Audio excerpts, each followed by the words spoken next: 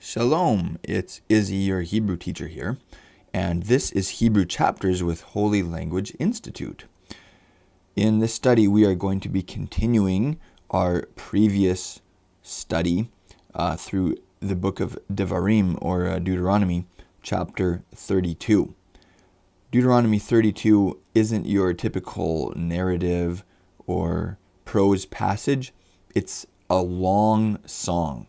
So it's written as poetry, and as a result, the grammar is slightly different. It's more compact, and the choice of words is unusual. You see a lot of words that aren't often used in the Tanakh that are employed in this song, as is typical in poetry, where synonyms are used. So last study, we only made it through the first half of the song, Deuteronomy 32, verses 1 to 25. So we are going to be picking up where we left off in verse 26, as you can see right here, Deuteronomy chapter 26. So let's take a moment to pray, and we'll jump right in.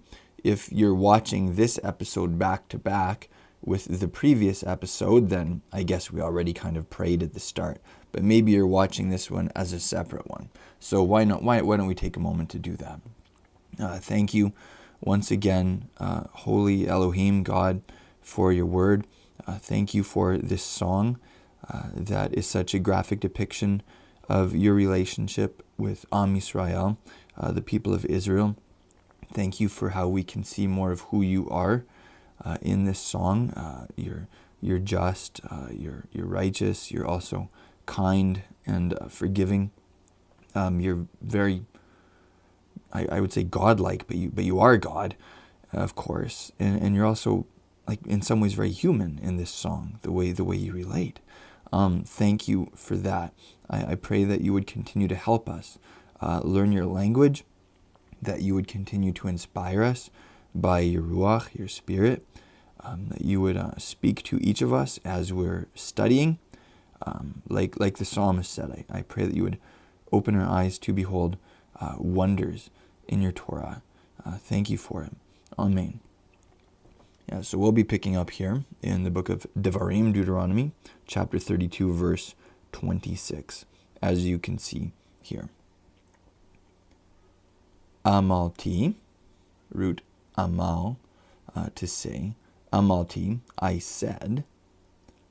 Af ehem.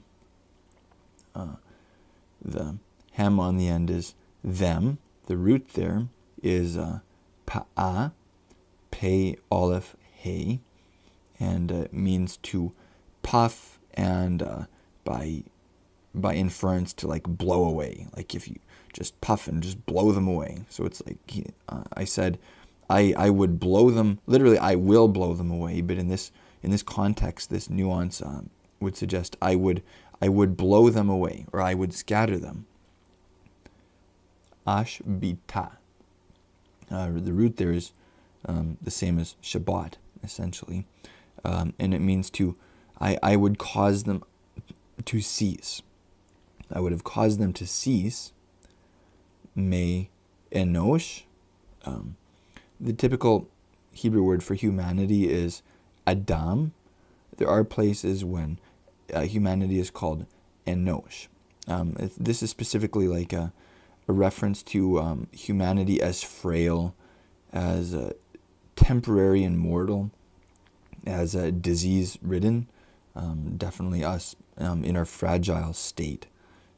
You may remember, actually, in the early chapters of Genesis, where the genealogies of those first generations are listed, there's actually a guy named Enosh, and that's this word, basically. So anyway, I will cause them to cease from humanity. Zichram. Root there, zichal, means to remember. Zichram is the remembrance or memory of them. So I will cause the memory of them to cease from humanity, is what this line is saying. Lule, meaning except for, if not, for. Ka'as, which is the the provocation or irritation. Oyev, to ayav is to act as an enemy, so an oyev is an enemy. Agul, I feared. So if I hadn't feared the provocation of the enemy. Time to turn the page.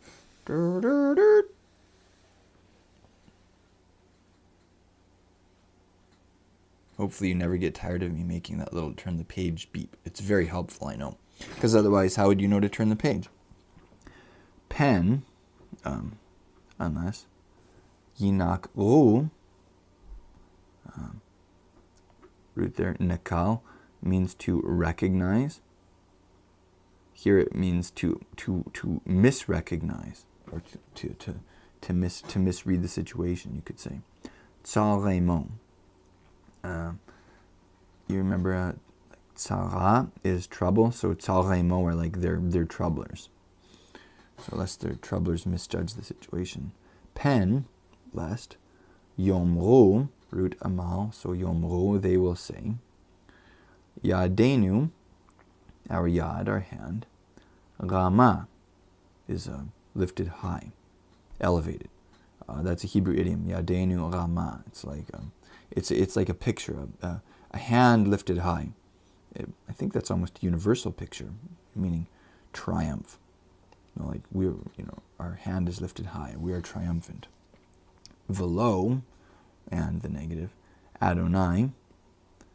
Pa'al, the verb to work or to do something. So Adonai didn't do kol, all, zot, this. Adonai didn't do all this. Ki, for goy, a nation. Ovad, that verb to avad means to lose something. So ovad here means to be have something lost from you or to be bereft of it. Thanks for watching this trailer. To get this whole talk in audio or video format, go to holylanguage.com and subscribe. I'll see you there.